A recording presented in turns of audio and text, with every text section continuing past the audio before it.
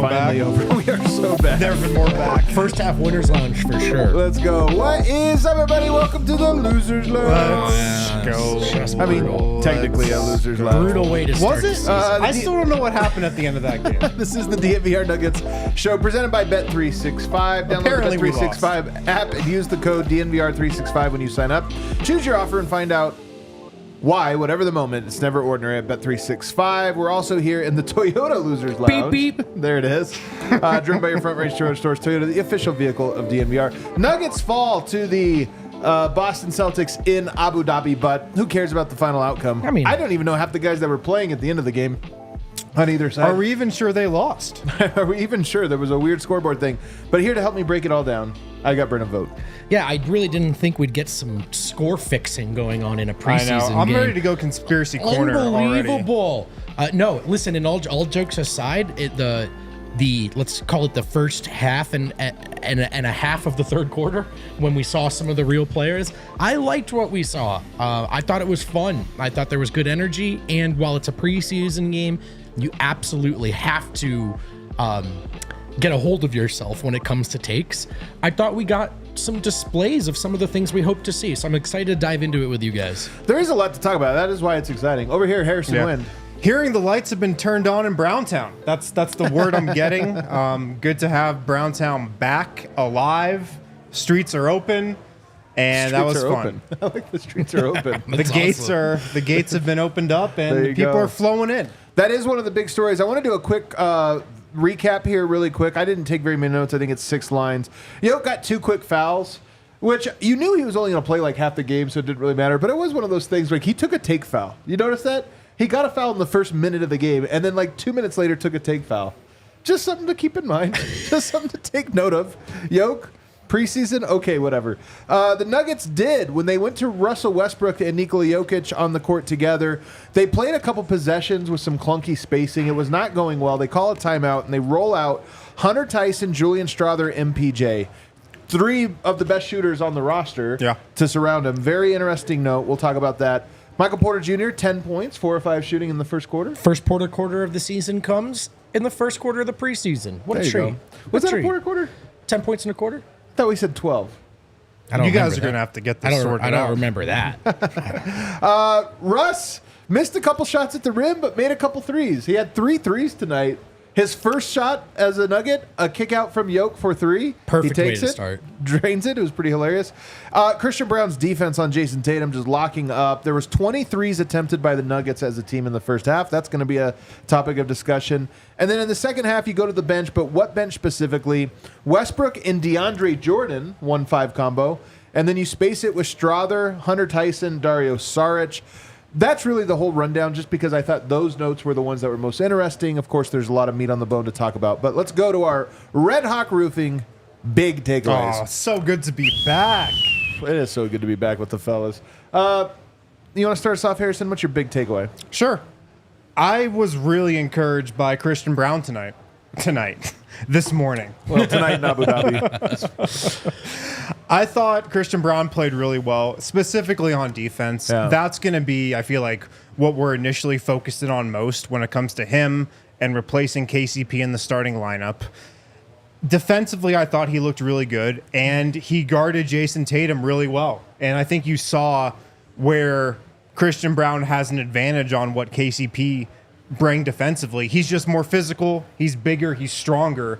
He can take on some of the bigger types of matchups that KCP couldn't. Like, KCP wasn't guarding Jason Tatum, I feel like, in this Nuggets-Celtics matchup. With Christian Brown in the starting lineup, that's what the Nuggets went to. We'll see how the season progresses, how he does against the smaller, quicker guards. I still think that's an area where I have concern about the Nuggets backcourt defensively, but I think Christian Brown showed today that he could guard bigger matchups, and in these types of games, the Nuggets are going to deploy him on those bigger matchups. So defensively, I thought he was really good. He shut down Tatum on a bunch of drives. He was active, rebounding. He was a force there as well. 5 rebounds, I believe. So I was impressed with Christian, and I thought it was just a really good start to his preseason. 5 rebounds in just 13 minutes. He also got the starter treatment, not just obviously starting the game, but played starters minutes. I think he played the fewest minutes, actually, of all starters, which is kind of noteworthy. But I'm with you, man. He was phenomenal defensively. And it was our first look at what he would look like on the with that starting unit. He did get 5 points, I think, all in the second half. Finished 2 of 4 shooting to go with 5 rebounds, 3 assists, a steal, and a block. To me, I look at that and I go, that's a full stat sheet for Christian. That's what a good game looks like from Christian, right? I mean, maybe it's preseason, so up the minutes and all that. Basically double the minutes. If you got double the production of that, that's crazy. 10 points, 10 rebounds, 6 assists, 2 steals, 2 blocks. That would be like an insane game. Yeah. Look, if our best fan fiction writers were on this, he goes 3 of 3 from deep. He didn't, but he did everything else. I liked the one offensive rebound on that possession where I don't think a single Nugget passed the ball, but every Nugget touched the ball. And I liked the defense, of course. He did benefit from getting to guard Tatum, but he looked great. No, I'm just kidding. Really good. Look, Wind framed this really, really well. KCP is elite at screen navigation. KCP is elite at stealing without fouling and drawing fouls, fighting through screens. So a Steph or a Dame, I think KCP is a great option. If you had to pick a guy to defend one-on-one, to defend bigger, taller, stronger players, Christian Braun, I think, has an advantage in that department. So it was cool to see that pop right away. Yeah. I was really impressed with his defense. I just think he's going to be a good defensive player. This was a nice little appetizer of that, but I'm really excited for that. The offensive end with Christian, we'll talk about maybe here in a little bit. But what's your Red Hawk Roofing big takeaway? So we definitely got a lot of everything from the Westbrook experience, including, though, I will say, fellas, some of the overlap we talked about between what he does still do well and what the Nuggets need. I thought it was really neat to see a Nuggets guard get into the paint. And Russel Westbrook got into the paint. Some awkward misses. We expected that. I think we talked about that leading with this signing. He's not the best finisher at the rim. Still gets to the rim. And he had 8 assists tonight. So here's what I would say. Were there some really brutal decisions? Yes. Were there some really awkward misses? Yes. Is any of that new compared to Reggie Jackson? No. What was new was a guy getting into the paint. So the 8 assists I'll take. Like, here's where I think the LA fans would be right to laugh at us and call us foolish. Expecting him to just clean up all of the... He's going to take some bad shots. He's going to miss some bad ones. He's going to make some weird decisions. He also still can do some of what Denver needs, and that includes getting into the paint. I thought we saw that tonight with the 8 assists and the 4 free throws. That part of it was fun. That part of it, a lot of it was clunky, but Russ made stuff happen, and the bench wasn't just kind of like 4 guys standing. So I liked it. What'd you see from Russ? I think you saw why he can help and be a factor and kind of be the identity of the bench unit. And it comes down to mainly his ability to get to the rim. Yeah. He can get to the rim whenever he wants. We'll see if he can finish, if he can pass out of there. Like Vogt said, 8 assists in 19 minutes. That's great. You take that every day of the week. He did find guys today. But his ability to get to the rim, that's just a weapon that the Nuggets bench did not have at all last season. They had 0 penetration off the bench. 0. Russel Westbrook is just like a one-man force in that department. So you can definitely see the vision. And the bench, to me, it's the Russel Westbrook show. Like, I feel like that's what it's going to be this season. There are going to be ups, there are going to be downs. But I thought it was a pretty encouraging start. And he went 3 of 6 from 3.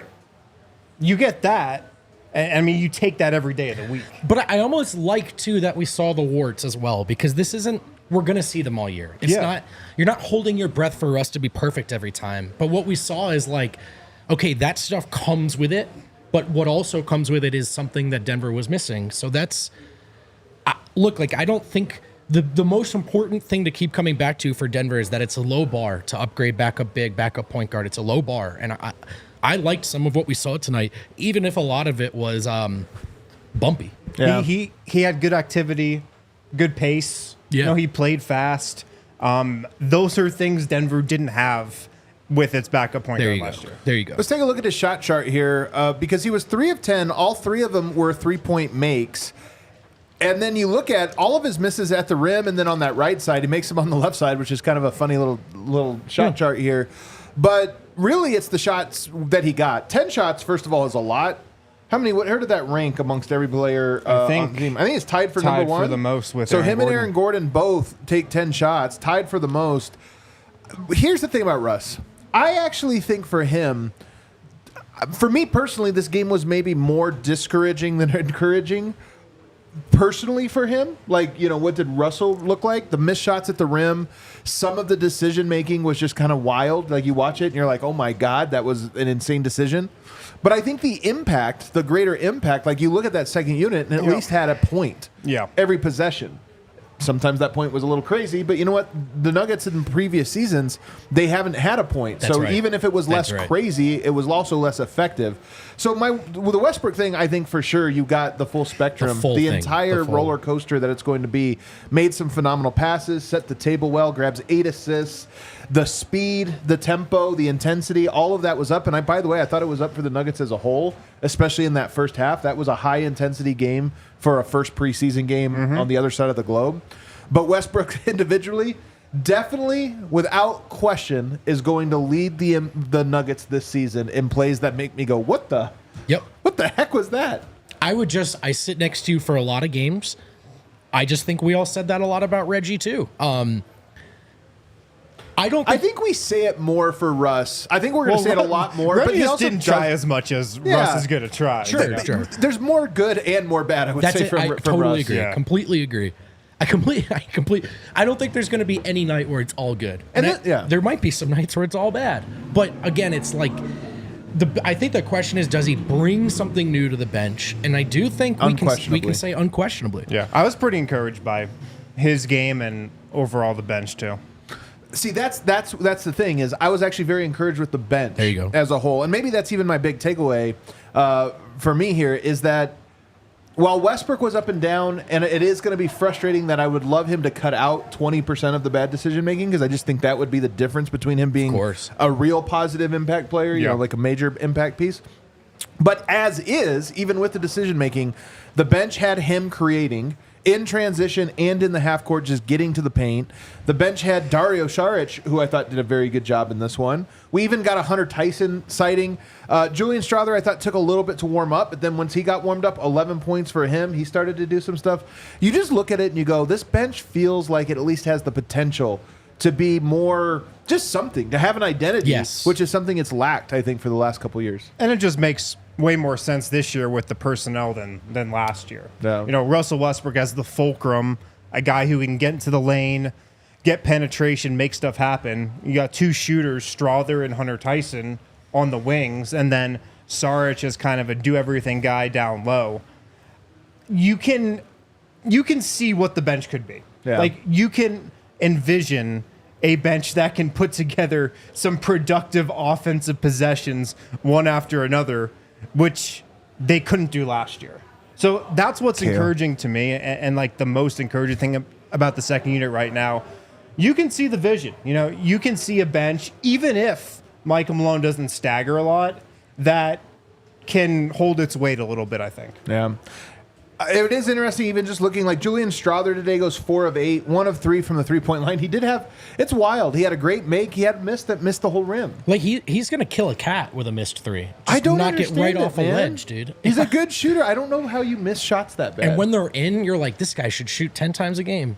Gets 11 points. But yeah, I just think overall the bench unit has more players. We did see a couple different configurations of it. I mentioned DeAndre Jordan played alongside Dario Saric. I didn't love that one. I don't think we're going to see that in the regular season. You think that's a preseason, just kind of roll it out there? They played a 10-man rotation in the first half. I think it will probably be 9 during the season, and I doubt DeAndre Jordan's in there. And no Peyton tonight as well, so there was just more room for everyone to slide up in there. I think it's intentional, though, that they rolled it out there because I think that there is a chance they roll with it. I just think it's more...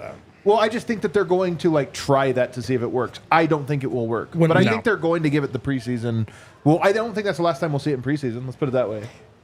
If one of the tweaks and the changes the Nuggets are making is playing DeAndre Jordan more, I'm not too bullish on the second unit anymore. But you know how it is. You go play Philadelphia, and all of a sudden the second unit is Andre Drummond.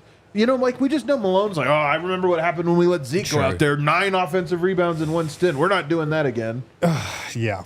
But I would rather zig than match up big to big there. One thing to consider, too, in this equation is Russ. One of my biggest takeaway from the scrimmage we watched, which I know that sentence is inherently silly, Russ really, really, really looks for DeAndre Jordan on the court. Like, he really does. So let's say in a preseason setting, do they try it again? Is Russ game for it? Like, I think we could see it, but I'm with Wind that it's nowhere near plan A for It is interesting to think, though, if that's something Russ requests. You know, players don't always make their best requests. Or maybe but if it's like, I want a rim roller. Or less of a request and more of, just coaches seeing that. Like, okay, these guys make sense together in that way. So.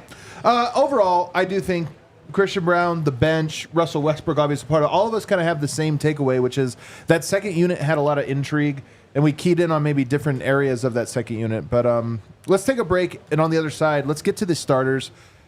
Jamal Murray, how did he look after a tumultuous summer? What was the first look? We'll talk about that on the other side. Shout out to our friends over at Red Hawk Roofing. These guys are the best. They are DNVR's roofers. They're Denver and Colorado's roofers as well. Quality materials, decades of experience, quick response time. They are Colorado's best estimators and contractors. These guys are the best in the business. If you have any roofing needs for your home, for your business, whatever it might be, hit up Red Hawk Roofing. They're huge DNVR supporters as well. They're huge Denver sports people. You'll see them in the bar cheering on the Nuggets, the Avs, the Broncos, whoever it might be. They'll give you a free no-obligation roof and property inspection. They'll give you a free in-depth photo report for all inspections as well. These guys are the best in the business. They're Denver people too. Like, they're in the community. Like I said, they're at the bar. They're around town. You don't want to be calling up somebody who, is not about Denver and not about the community here if you have roofing needs. So give Denver's best roofers a call, 720-771-8921, redhawkroofing.com. Tell them DNVR sent you. Bet365, where it's never ordinary. This preseason game, it wasn't ordinary. It was in Abu Dhabi. Russel Westbrook was on the Denver Nuggets. That's still taking some getting used to. That makes sense, though. Whatever the moment, it's never ordinary at Bet365, and they're prepared for the unordinary, and they want you to dip your toes into the unordinary. Go ahead and download that app now. Use code DNVR365 when you sign up. You'll get a couple of offers right out of the gate that you can choose from. But you'll also see other kinds of offers and bonuses just about every time you log on, like the basketball early payout offer. You're a winner if your team goes up by 20, even if they blow that lead in the modern NBA. Man, what an offer that is. Maybe you want to take a look at some futures. Maybe you're watching that and thinking, I like Russell Westbrook over on assists in some of these games going forward. Look, it's just preseason, but you know your Nuggets pretty well. You can put your money where your mouth is at Bet365. Again, go ahead and download Bet365. Use code DNVR365 when you sign up. Must be 21 or older and physically located here in Colorado. Please gamble responsibly. If you or someone you know has a gambling problem and wants help, call or text 1-800-GAMBLER. Back here, segment 2, DNVR Nuggets Podcast, presented by Bet365. So Michael Porter today, he was the early standout. I mean, it's hard with these the starters because they just didn't play very much. But Michael Porter had it going, and had it going at the rim. He went 1 of 3 from the three-point line, hit it on the left wing, missed one in the corner, missed one at the top of the key. By the way, the top of the key, first play of the game, wide open look. Yeah. It's wild that was his miss in the first quarter. Unbelievable. It was the easiest, best look and the most rhythm, and he hadn't even run yet. It was like wide open. Just a little Porter. Something to that. But he did finish with 12 points, and I just thought he looked spry today. We talked about how he looked frustrated at the practice of the open scrimmage the other day. You wondered how he goes. Today he looked like he came out very, of all the Nuggets, almost the most intense outside of Westbrook, perhaps. Yeah, I mean, look, maybe the one thing you might not see right out of the gate in a preseason opener is a lot of cutting off ball. And I think Porter even caught the Celtics by surprise. I would wager, if you're a Celtics defender, part of your brain probably thought he'd hang out behind the perimeter tonight, whatever. But he was active, and that's going to work in preseason action, but it can also work in the regular season. It's something we like when Porter does. The balance is a little difficult, especially when he shares the floor with Gordon, when and where he should be cutting, crashing the offensive glass. So we've seen him kind of take a step back over the years, but when he does it, he's very, very effective. I also think it's the number one thing that was robbed from his career from all the surgeries. I think Porter would be a guy that does that a lot. But when he does it, he's effective.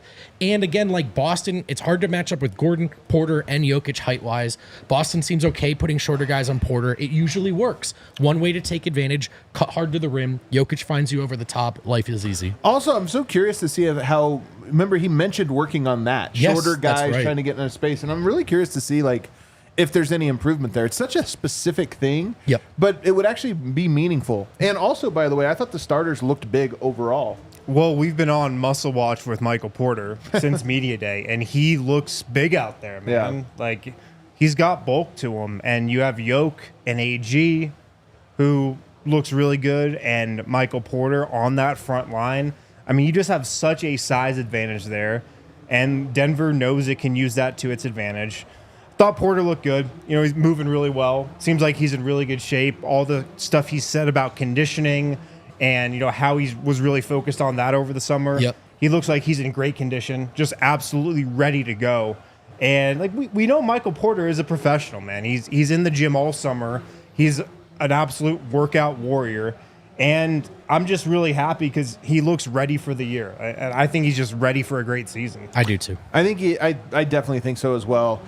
We went through big takeaways and through one of the starters, and we have not got to our new segment, the UCHealth Live Extraordinary Player of the Game. Yes. We haven't even mentioned this player yet. Well, it's kind of expected. It is kind of expected. The UCHealth Live Extraordinary Player of the Game is Nikola Jokic. Well, Surprise all right, for yeah. 14 points, 8 rebounds, 2 assists, 2 steals. He did all of that work in 16 and a half minutes, which is kind of weird because it was the most minutes of any of the starters. But nonetheless, Just getting ready for the regular season. how did he shoot? Well, 5 of 7. Just classic Yoke stuff. The No, big my- fella's back. My favorite one, fellas, was when he went to the left-handed hook, got bumped, and just turned it into a fadeaway, which you knew was going in. That, to me, was the moment where I was like, it's just a reminder of the joy we get from doing this, man. And it was awesome listening to, I don't know what you guys had here. I had Scalabrini on the call, and just could not stop himself from talking about how much he loved Jokic. We had just 'cause it was- Scalabrini on the call. Okay, cool. Yeah. It's just he the best player in the world now, and he's talked about that way. He's understood that way, and it matches what you're watching when he plays. It's been that way for a while, but you think every time you're like, I've seen everything he's going to do, he turns a hook shot into a fadeaway, and it's cash. Yeah, he looked great. I mean, That's all you got? no further notes. He looked great. Further notes, yeah. Did not take a three-pointer. I mean, they didn't have their bigs today. Yeah, You know, like, I mean, I wouldn't think much of it. I wouldn't think much of it either. But 4 it or is 5 nice. from the line. What's that? 4 or 5 from the line. Not bad. We'll take it. You know, the I'll take it. touch looked decent. I have a feeling he's going to be Wrist the looks UC good. Health Live Extraordinary Player of the Game. If you want to join UC Health's Ready, Set, Co Challenge, click the link in the show notes or go to www.uchealth.org/readysetco. That's the website. So not much else on Jokic. Aaron Gordon taking 10 shots stood out to me. He had 7 points on 3 of 10 shooting, 1 of 4 from the three-point line. I actually thought, now we get to the players that I thought maybe looked a little rusty. Yeah. And the 2 for me would be AG and Jamal. And we'll start with AG. 10 shots, and honestly, 5 of them were like, What are you doing shots? Yeah, what are you doing? I know. They were just threes. Some of them not really in the rhythm of the Transition. offense. Yeah. Just kind of taking them. Look, he says he's worked a lot on his jumper. He should be able to show it off a little in the preseason. 1 of 4 today. 3 of 10 overall from the field. Yeah, like AG is going to be left wide open. Like AG and Christian Brown are going to be left wide open a lot when the starters are out there. I like that he's not scared to take them. I don't want him hesitating on them. I'm fine if AG takes a couple threes a game. It did seem like some of the ones he attempted today were kind of forces, though. I thought if we were just describing Porter as approaching this game seriously, I thought AG took the most it's a preseason game approach, actually, of any Nugget. Jamal was more quiet than anything, but I thought AG was just like, yeah, preseason game 1 in Abu Dhabi, get off the dribble. Let's Why let not? her rip. I've been working on it this summer, Yeah. and I actually think we can safely expect AG, as he always has in Denver, to pack that all in for the most part when the real action starts. But he was definitely just kind of get some shots up today. You do notice, though, the rotation and how AG in particular this year is going to have like interesting spots. because I thought that first rotation when Westbrook comes in, and I believe he was on the court for like 2 minutes, and it was a really rough stretch. Now, 2-minute stretch, rough, shot misses, shot goes in, it could change things, but it at least is a note in my head of like, oh, Russ comes in, Yoke's still in, like, does that mean AG has to come out because you need to give another shooter? And I just think that is a storyline I want to monitor. I don't want to make a deal of it out of today's game because I don't know that we have enough to read. But it was a thought, at least, that crossed my mind. So I think really the only real rotation note that you can take seriously from today might be first sub of the game, Westbrook for Christian Brown. I agree. I had the same note. Other than that, it just seemed like, all right, we're going to play the starters and then 5 bench guys. I'm with you. I wouldn't, if I was you, I wouldn't read into, oh, is it going to be a 10-man rotation? Oh, or no, it's not about 10-man rotation. Well, but if you say Russ comes in, though, that's presumably with AG. Yeah. And my point was those minutes looked clunky, even though there was only 2 of them. Yeah. And I mean, maybe once it's the regular season, they take AG out quicker or something like that. Or they, maybe take him out immediately when Westbrook gets in there. Well, I think, and I'm not sure because, again, we're watching it. I don't have the exact note here, but I think it was a 10-3 run. It was like a minute and a half. It wasn't much, but it was Russ hit the 3 in that stretch, I believe, but then they gave up like a run. Yeah. And so again, it's one game, but No, that's something I think the spacing, like CB and AG is one thing, but Russ and AG I thought was noticeable. Yeah. They're, again, just one preseason game, but we're just looking for clues. I strongly agree with Wind. It was my only rotation note, though, that I do think that's the first sub. And so I don't know, like that sounds kind of natural until you go Murray and Russ on the floor at the same time, Russ and AG on the floor at the same time. Is it natural? So we'll see if they can smooth that out. Well, Jamal Murray had a weird game tonight, 15 minutes, just 3 points, only took 4 shots, the fewest of all of the starters, although tied with Christian Brown. 2 assists, 2 steals, 1 rebound. I honestly didn't look bad. Just wasn't noticeable almost. It was more like quiet. Yeah, I agree. Yeah. It was quiet. I don't really have that much to take away from it, to be honest. It was just kind of Jamal Murray in preseason mode, it seemed like. Yeah. So kind of is what it is. Okay, this guy's saying I'm a Westbrook hater. My big takeaway, brother, was that I thought he looked great. Just to remind you, you're a hater. Yeah. I should buckle up for a long season. Just buckle up. Yeah, Jamal. I don't think there's that much you can read into it, though. 15 minutes. You don't? For me personally, no. It just seemed like he was kind of going half speed, maybe. I would have rather seen him look great. But I'm with Wind. It wasn't so much as like that was terrible so much as it was I didn't notice Jamal out there too much. Overall, with the starting unit, is there anything that you take away just as a group? Christian's impact. To me, the big impact would be his defense was great, and they looked big. He's a big-bodied guy, and I think the Nuggets looked bigger even than last year.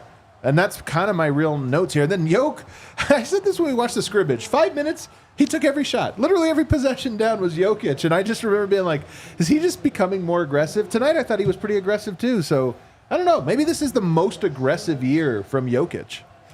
Maybe. And I think I made this point a couple days ago, but with no KCP and Christian Brown in that spot, maybe Yoke just takes a couple of the mid-rangers, a couple of the floaters that he would normally pass out to KCP. Maybe he's just taking those shots a little more this year. Yeah. Maybe that's what he was doing today. With the starters, though, I think it's pretty settled. Christian looks fairly comfortable with those guys. Those guys look pretty comfortable having Christian play with them. He's the starter. Like, maybe they'll give Julian one start here in the preseason. Maybe they'll start him on Sunday.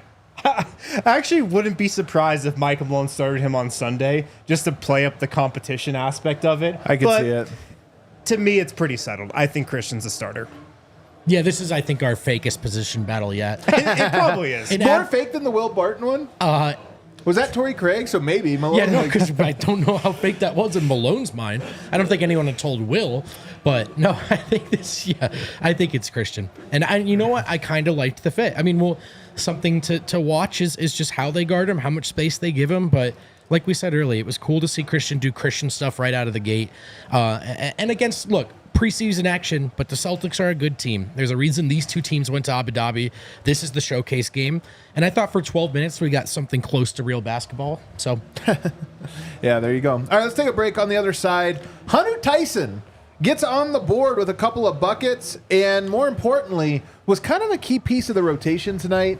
Is that something Harrison will let us read into or not? We'll find out on the other side. We certainly will. The Hunter. Shout out to UCHealth. They got a Ready, Set, Co campaign going on right now. Very excited to partner up with our friends over at UCHealth. Coach Prime wants to help you and other Coloradans be your healthiest selves as the Chief Motivation Officer of UCHealth's Ready, Set, Co campaign. The goal of the challenge, it's pretty simple. Get Colorado back to its rightful place as the healthiest state. Apparently, we've fallen off. We're not the healthiest state anymore. It's embarrassing. I'm a little embarrassed, to be honest. Yeah. Is it Hawaii? Oh. That's like unfair. Yeah, dude. You surf to school or whatever. They shouldn't Give me even a be break. allowed in the healthiest state competition.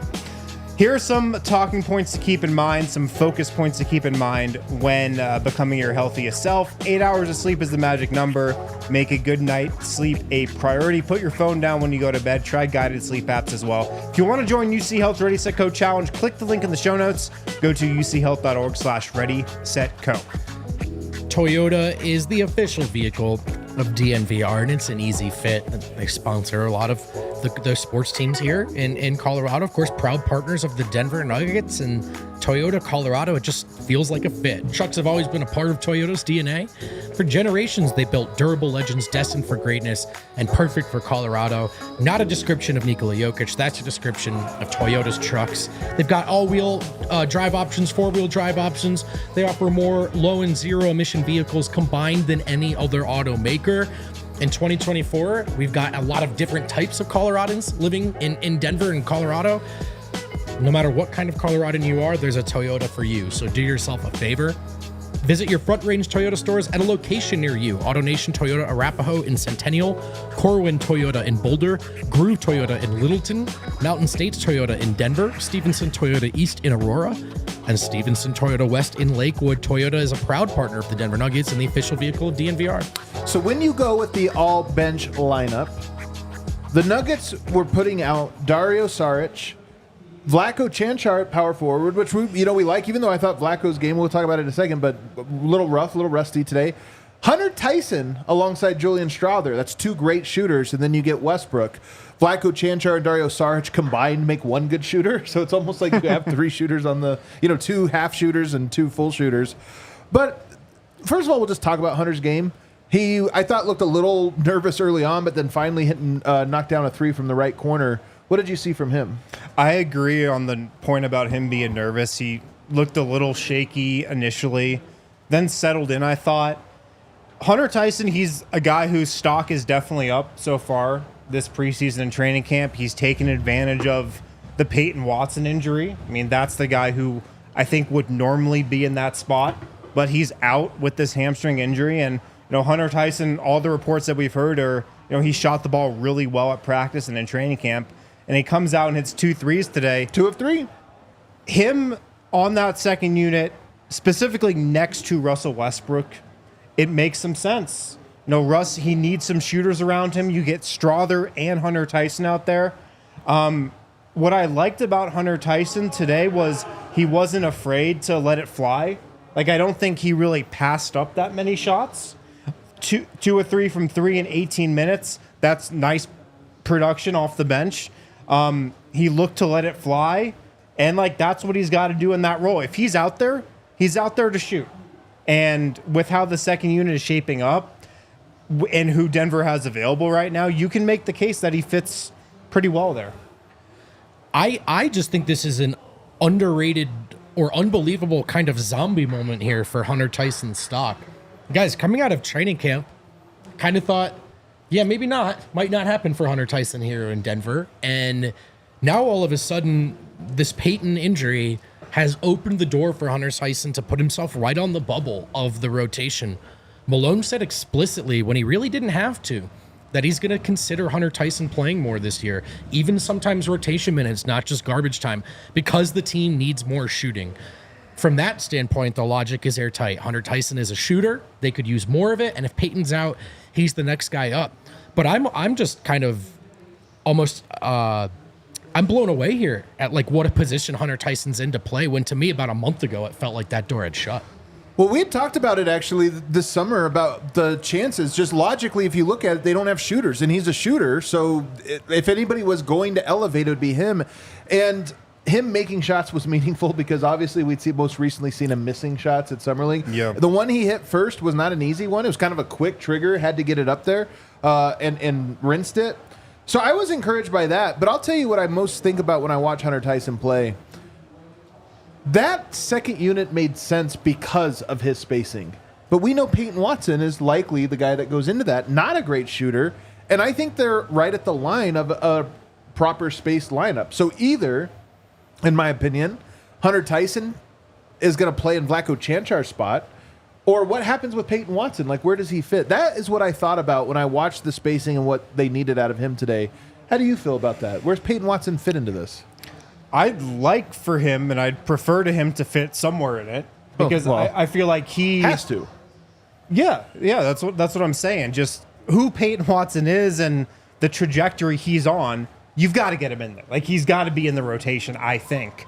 But it's going to be an interesting game that, Michael Mullen's got to play with this rotation, because they're pretty much opposite players. Right. Hunter Tyson, shooter, offensive guy. Peyton Watson, non-shooter, defensive guy. Yeah. Similar length, although P. Watt's definitely longer. Way longer. They play a similar position, but they bring totally different things to the table. I'm not sure how it's going to shake out. I think for the Nuggets, they're going to need Peyton Watson to be a guy this year, so he's got to be in the mix. But just like what Hunter Tyson brings shooting-wise, this Nuggets roster needs it. So it's a dilemma for sure. Adam just brought up that point in the game where it's like, all right, the spacing around Russ isn't working, but we want Russ out there. Hunter Tyson, come on down, and it changed things. So this is kind of what I was getting at with I think there are some neat parallel tracks for certain guys to level up and move forward, and I don't think Peyton has that this year. It's not to say he can't do it, won't do it, will get the opportunity to do it, but I just don't know if it's seamless, because he probably won't play with the starters as much as maybe Julian or Christian. Definitely Christian, and the spacing isn't a glove on hand fit with Russ. So this is Peyton's spot to lose. I just think it's really interesting that we're already hearing about Hunter Tyson lurking, and we can already see how that might play in. Coming into the year, I said I was most concerned for Peyton Watson just because I don't know that. I think he might be asked to be a floor spacer, which is not, in my opinion, his primary role. Like, that's not what he's best at. And then not only will he be asked to be that role, but it's like essential, like to make every other piece work in the rotation, you've got to knock down shots. And I just think you put him in that spot, it's a tough one. Hunter Tyson does fit more naturally there, but he's not nearly the player that Peyton Watson is. Peyton Watson is significantly more impactful, in my opinion, of a player. But that's just something to keep an eye on. And Vlatko Cancar tonight I didn't think he was that great. He plays 21 minutes. He ended up with zero. What did he have points? He had 5 points. Was that 6 right? points. 6 points on 4 2 of 5 turnovers. shooting, 4 turnovers. He's still. I think the timing and rhythm is still rough for him. Yeah. But nonetheless, like Hunter Tyson more likely to play over him. Is that like even a position battle that you could see? Yeah, I think Hunter Tyson's definitely ahead of Vlatko. Really, ahead of him already. I think he was ahead of him before the game. I think I said that a couple shows ago. I just feel like, I don't know, I didn't really feel Vlatko's impact out there today. Yeah. Like the stuff he's good at, you didn't really see it. And I don't know if it was because of the lineups he was playing with and just kind of his role. Him out there with Saric feels tough just because they're kind of similar. Yeah. And Like- Saric is a better version, really, of what Vlatko brings. If you just swap and put Hunter in that spot, I mean, first of all, is he the power forward or is P. Watt now out of position? But they would be small. Like, I think all of a sudden they would look really skinny. Vlatko and Saric, at least, is just like normal bodied size for a 4-5. But I also feel like Vlatko, he doesn't play huge. Yeah. And I didn't really feel like he played huge today. So him at the 4, I mean, it's fine off the bench. I don't know. It feels like he's going to be an odd man out of the rotation, though. And he's also just going to be rusty right now. He's just not going to look at his best, and he was at best on the bubble. So I do. I'm gonna take Malone at his word and just say that it's Hunter Tyson right now, kind of next man up. You guys want to become real sickos? Yeah, let's do it. Let's go deep bench now. Let's go Okay. third string. What do you think about Saric, though? Because we didn't. Did we hit not on get to him Saric? really. Oh, we should stick to Saric then. We definitely should. I actually really liked what I saw from him. 6 points, 3 rebounds, 1 assist, I wish 4 he played fouls. more. He I was a wanted minus to 11. see him, I want to see the offense go through him a little more. I think that might be what we're at, though. Like, we were talking about this, I think, with Joel Rush, friend of the show, Joel Rush, on Twitter today. Where do you... Both guys have to adjust, like Westbrook and Saric. I think Westbrook will adjust a little bit alongside Jokic. I don't think he will alongside Dario. I think that's like Russ's time to be Russ, which means Dario has to make the full adjustment. And I think tonight, look, they might get a little bit better. He should get a few more touches, be a little bit more of a fulcrum. But in my opinion, I think that is the biggest concern for Saric is I think he's going to have to fit in to Russ's game. Yeah. Russ is going to dominate the bench. Yep. I mean, that's his lineup. Like, he is going to be the focal point, the alpha, the guy who really dictates play on the second unit. And I agree. Saric is kind of just going to have to fit around that. But I thought he did a fine job today. I mean, he did a little bit of everything. He was a +7. Is there any context, preseason, summer league, or otherwise, where we've seen a backup big be a +7 in the last 2 years? Never happened, actually. I've honestly. looked back at the data. It has never happened. And honestly, there's something to. Here's what I'll say, because as much as I think they could play through him more, even though I don't expect it to happen, he still is like that bench had an identity in part because of him. He's another guy that can just do stuff. Yep. And I do think in the past you've had Murray, who became really passive when he was with the bench for whatever reason. Reggie, who could ISO, but it was like that over and over again. And then Christian, Peyton, like it was guys that weren't going to create. Now at least you have 2 main guys, and even Julian, who all can sort of do something like shot clocks winding down. Well, they can do something to just make the defense rotate. Completely agree. Even some of the chaos stuff that's going to happen, to me, feels like at least stuff is happening, as opposed to some of those 4-man bench lineups that you just go like, what are we even hoping for? Like, what would this look like if we closed our eyes and pictured it? So, yeah, I think you have enough aggregate playmaking that they can try some stuff. They can stumble into some stuff. I'm in for playing through Saric. I just think that it's going to all go through Russ for sure. I know preseason, I would have liked to see Saric play more. So Played 21 minutes. Saric, didn't he have 14 tonight? Let me think. Oh, wait, you're right. 14 and a half. You're right. So, 14 and a half. but yeah, I think you want to be careful not to overstate it. Not an all-star, not a franchise player, a backup big, but one that I really do think can change life for Denver, or at least just change the picture. Yeah. If we go to the deep bench, the deep bench was really rough. Yeah, I was going to say, do we have to? Well, I just want to go really quickly here. Zeke Naji, though, actually a bright spot. 10 Some bright points, spots. 6 rebounds, 10 points, Hit a 3. hit a 3, 4 of 7, 6 boards. Couple nice physical finishes. I mean, if at there's the one rim. bright spot of that deep bench, well, first of all, Zeke Naji, for a second, I thought he wasn't going to play tonight. He was like the 14th man brought Right. onto the game, which was Firmly a little wild. behind DeAndre Jordan. Firmly in the behind rotation, DeAndre Jordan. Which wasn't And- the case last year. Yeah. Zeke looked good. Unfortunately, Zeke needs to look good against that kind of group, that He kind of has unit to. at this stage in his career. But he took a quick 3, like, he took That like I a quick loved, trigger. actually. All jokes aside, shout In out and this out, too. unit Rattled for in and out. blowing the game for me personally. Thank you so much, guys. But yeah, Zeke almost delivered us from evil. Just have to remind ourselves who he is playing against there. He should look like one of the 2 best players on the floor for either team in extra garbage time. Didn't he have a turnaround jumper? He did. He had a little I think he turnaround went 1 follow-away? of 2 on A those. little follow-away jumper? Yeah, he did shoot another I mean, one, you're maybe right. he's added that to his bag this summer.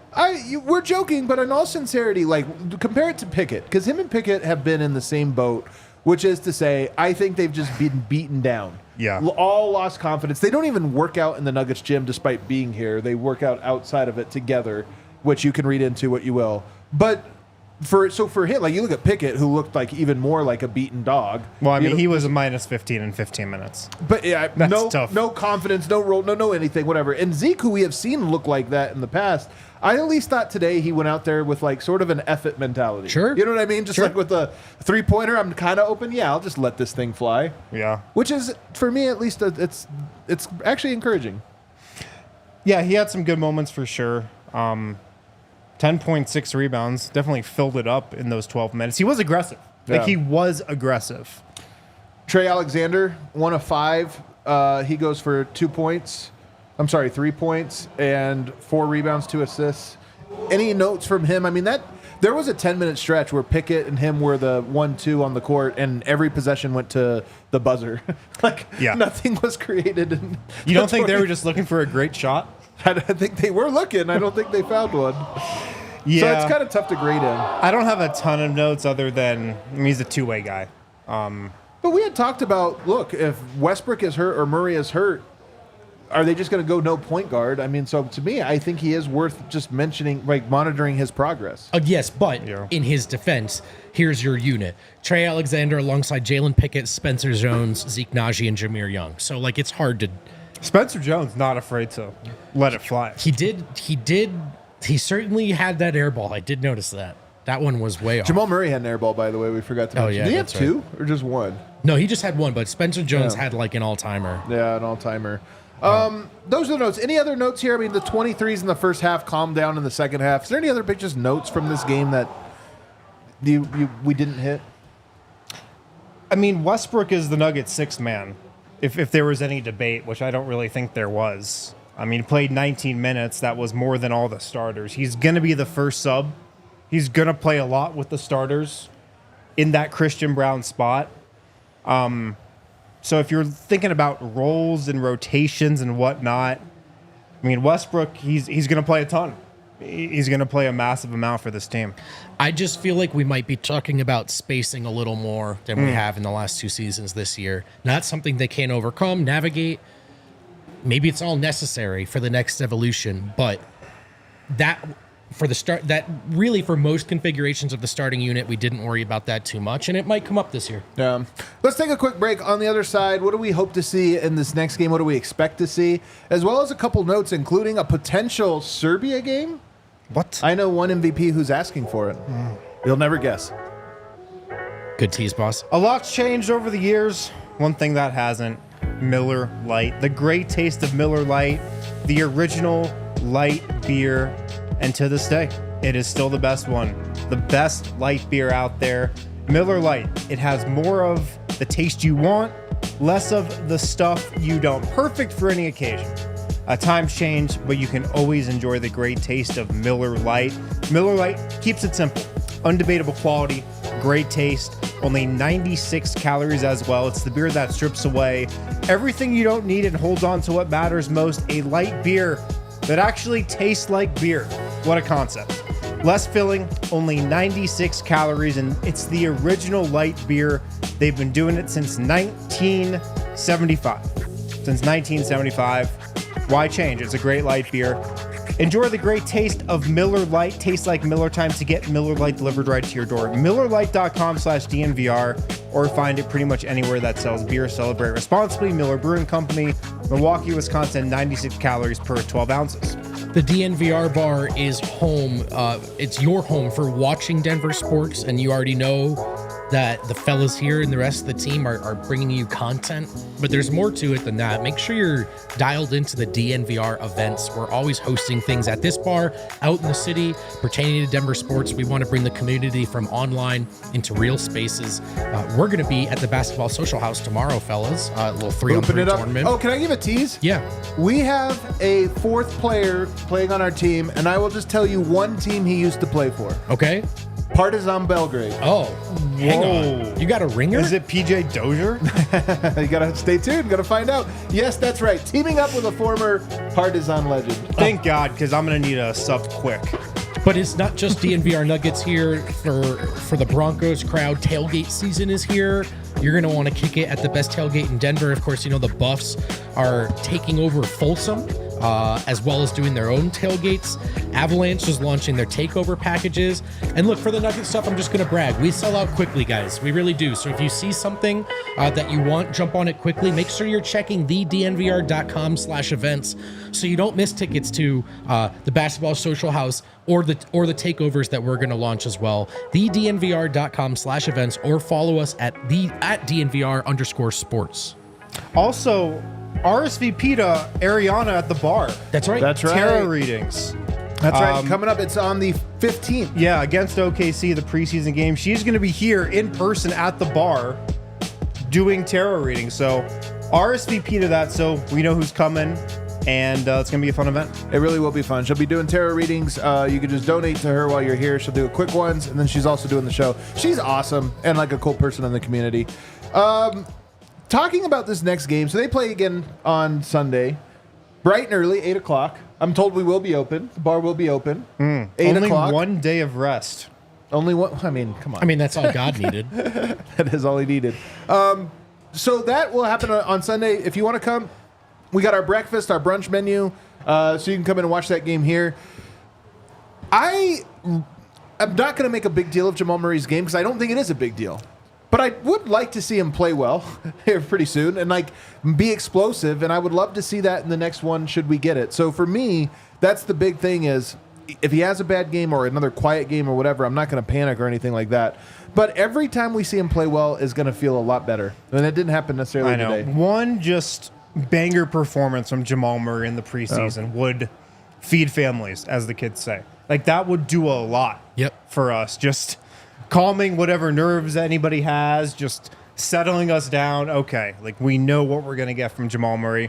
I really hope we get one this preseason. If he does it on Sunday, great. Get out of the way. Couldn't agree more. It's the top of the wish list. And I like the way you framed it because it's less if he looks bad, he'll never be good again. It's not that. It's just, look, he could either look great or not. And it's the one thing we all want to see. And a couple of cool clips coming from the scrimmages in front of media in Abu Dhabi. Yeah. We saw that nice dunk that looked strong. We saw some saucy finishes in our scrimmage that we got to see. But we'd like to see it against the Boston Celtics for 5 to 10 minutes. I think it would ease a lot of anxiety. Yeah. What else? What else are we hoping to see? It's a good question. I want to see a little more of Saric, just because he's like like more of the fulcrum. Yeah, just more involved, through a couple more minutes, just like, or should we try him with this lineup just because we can? You know, whatever it is. But I'm also excited to see more Russ, man. He brought something that we just haven't seen in a bit, and that's refreshing. I would love to see, and we'll probably see more of this maybe later in the preseason when they do an actual dress rehearsal type of game, but just what's the rotation going to look like? Is there going to be more staggering? Could Aaron Gordon play with the bench more? It was pretty much just starters and bench today, and that's what it might be Sunday, but I would love if we could get a little more clarity on what Michael Malone's thinking with his rotation. I don't think we're getting that, though. I don't think we will either. Do you think we'll get everybody playing? I'll bet you there's a high-profile DNP or two. I mean, it's tough because this is a big game. I mean, I know that there were a handful of Serbs that reached out to me directly and like, yeah, it's only a $300 flight or something from Serbia to Abu Dhabi. So I think there's a lot of people who like invested in coming to see this. And it's also... So I kind of hope he does play at least a little. And you have to think about these things because it's the real world, but this is a showcase type thing for the league. Yeah. So I bet there's a little pressure, put on the Nuggets to... All right, well, you got to play Jokic a little bit. You got to play Jamal Murray a little bit. So I think the starters do play again. Maybe they play a tiny bit less than they did in this game. Yeah. I'm with Wind, yep. A couple quick hitting notes here before we end the show. The Adam Silver, obviously they're going to Abu Dhabi. There was a really good article written by Brian Windhorst today about why the NBA has been going to Abu Dhabi and will be going all the way through at least 2031. Making a huge investment in the region. There's obviously a lot of money there. I think there's a lot of money. Well, a lot of money, but I think they want to like even purchase. It's no mystery that region is getting involved in sports and would like to purchase an NBA team and has the money to do it. Is there a team that's up for sale that was magically awarded points tonight at the end of the game? I don't know. They just might happen to be in Abu Dhabi right now. So yes, all of those things. But also I thought it was very interesting because, there's been some high profile issues with the NBA's expansion to China. We saw that over the last 10, 15 years. And it really culminated, if you remember, in 2019 with Daryl Morey's comments on China. And then China immediately pulled an enormous amount of funding. They have not been going back. I don't think they've been back since then to China. And Windhorst's article was almost the NBA is making this pivot where they've lost all this money from China, so they're almost redirecting it to Abu Dhabi. The difference is, if you remember, I don't know if you guys remember this even 15 years ago, there was a lot of talk around Yao Ming, a lot of talk about, in 15 years, there's going to be 100 Chinese players, 50 Chinese players in. And so part of the investment was they thought there'd be players. There's almost no investment now in that regard for the Middle East. I don't think they're thinking, oh, that's the next wave. They just see the money. It's just about the money. Yeah. That's what it is. But as interesting, I thought they might find that more interesting than I guess not. I think no, I think it's interesting. I mean, it's the obvious play that the NBA is making. I don't want to get all like geopolitical, but it seems like we're trending towards really just money being the only thing that matters. We've kind of pivoted off some of the other stuff. Can I tell you something, though? I think what we're really realizing is that was always the case. Yeah. Because there was this idea about, we're going to China and India and we're expanding the game and bringing the world together through that. And then, of course, with the Chinese academies, which have all closed down since then, there was like stories of abuse and different things going on. The cultural clash is obviously pretty great. But I agree, the Middle East now, it's almost more like, hey, there's a lot of money here, and we see a real big opportunity. And it's also we just saw international basketball showcased on a great stage, and we know there are a ton of regions of the world that don't get enough credit for how into basketball they are. The NBA wants the whole world, man. Yeah. Every corner that they can extend to, they're going to, you know. But here's why I bring up the money part. Because Jokic, today Adam Silver said that both Jokic and Luka Doncic have talked to him or requested, hey, we should do a game in Serbia and Slovenia. I hope the NBA does this, and we will be there. I think it would be incredible. And the growing the game part of it makes sense. That region is a basketball-crazed region. Bringing the game there that's kind of central to Europe. It's an easy flight for everybody, even easier than Abu Dhabi. The only thing missing, the money. It's not exactly a money grab for the NBA to go to Slovenia or Serbia. I know. What if Jokic just built a practice court in Serbia and the Nuggets just had training camp there?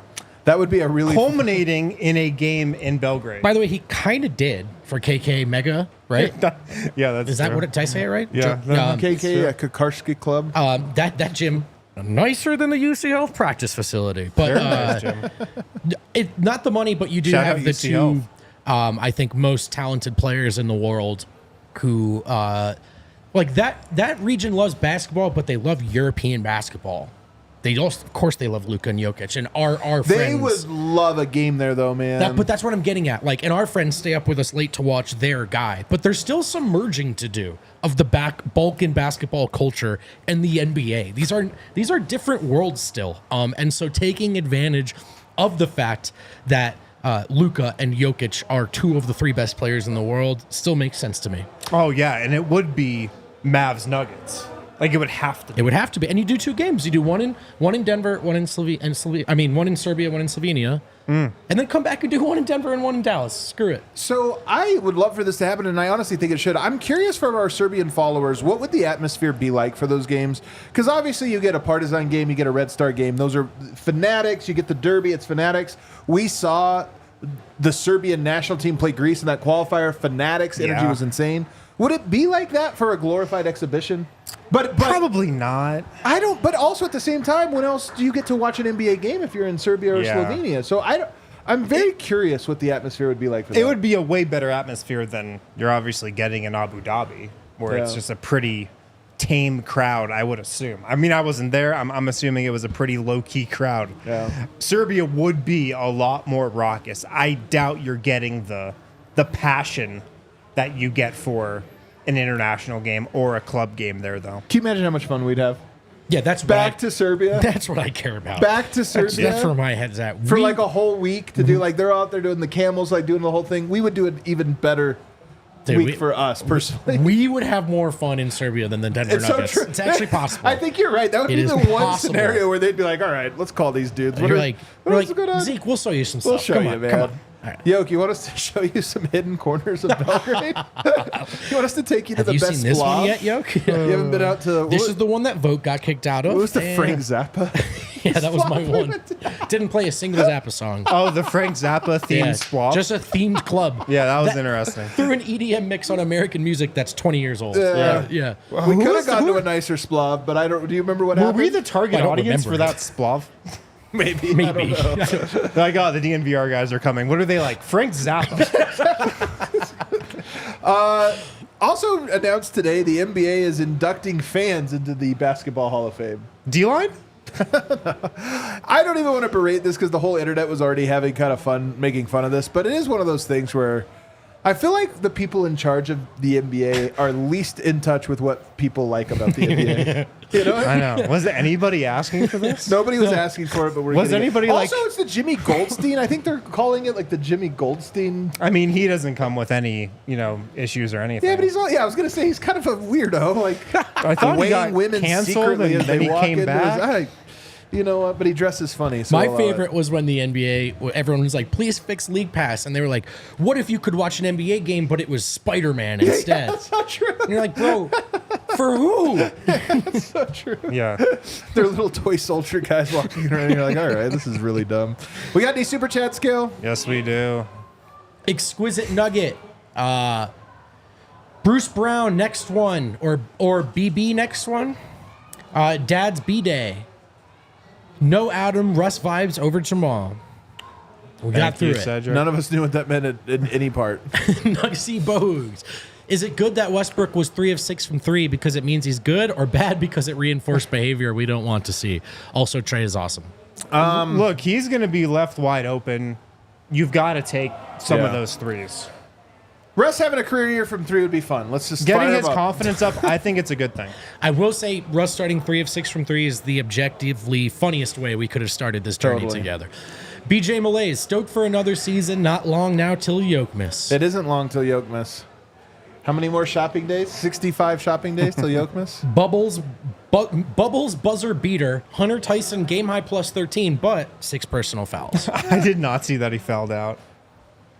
Wow. I'm guessing it's not like Summer League preseason where you get 10. I don't that think it, that's Gil? the case.